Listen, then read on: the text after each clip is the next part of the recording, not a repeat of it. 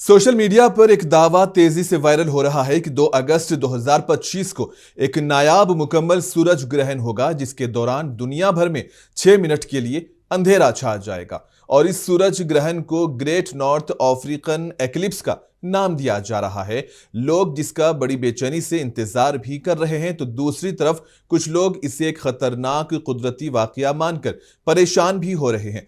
लेकिन माहिरीन फलकियात और नासा ने इस अफवाह को सरासर गलत करार दिया है, क्योंकि 2 अगस्त 2025 को अमावस नहीं है, इसलिए इस दिन सूरज ग्रहण मुमकिन ही नहीं। जिस सूरज ग्रहण की बात हो रही है वो दरअसल 2 अगस्त 2027 को होगा, यानी कि 2 साल बाद। यह इस सदी का सबसे तवील मुकम्मल सूरज ग्रहण होगा और इस दिन चांद सूरज को मुकम्मल तौर पर तकरीबन 6 मिनट 23 सेकंड तक ढांप लेगा, जिसके बायस दिन के वक्त अंधेरा छा जाएगा, वो भी कुछ मुकामात पर।